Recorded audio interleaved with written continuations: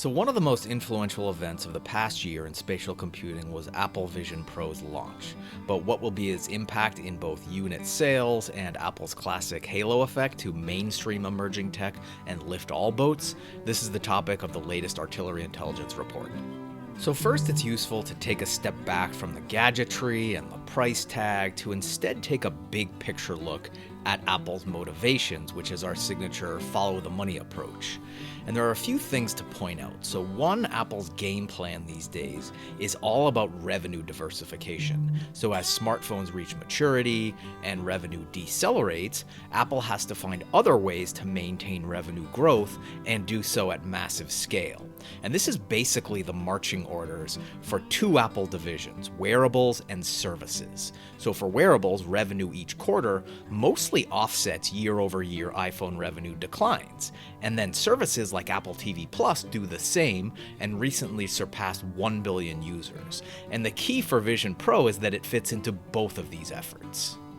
So first, with wearables, Vision Pro will sync with Watch and AirPods, where visuals join spatial audio and biometrics like health and fitness. And we're already seeing clues such as the finger pinch on Apple Watch that's the same as Vision Pro's gestural input. Similarly, AirPods spatial audio was upgraded for low latency Vision Pro-centric use cases. And the iPhone 15 now records spatial video for stereoscopic playback on Vision Pro. So basically, Apple's planting lots of seeds.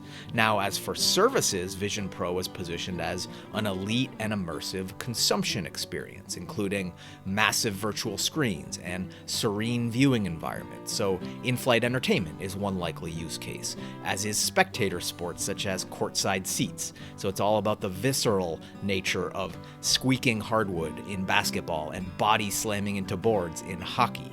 And you can connect these dots if you look at, one, Apple's Next VR acquisition, as well as its MLS streaming rights and discussions with the NBA. All of these things point to this outcome.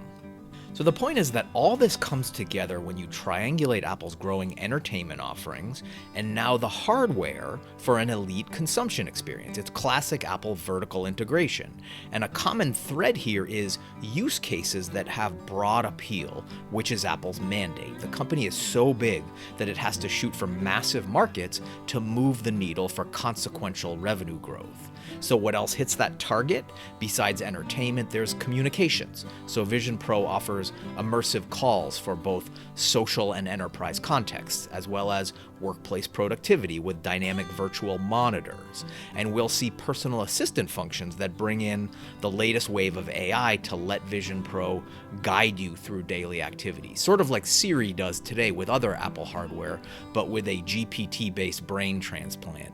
And that's really the wild card. So Siri is not going to cut it as the brains of Vision Pro. So look for it to be either massively upgraded or taken out to the woodshed. So that just scratches the surface, and you can read more in the full report. But in closing, we'll say don't focus on Vision Pro's price tag. So Apple is playing a long game here, and this is its first demonstration of what's possible at any cost. From there, it will iterate over several generations to lower cost and boost capability. And along the way, it'll carry Apple's signature exclusivity with scarcity that's dictated by a demand-constraining price tag.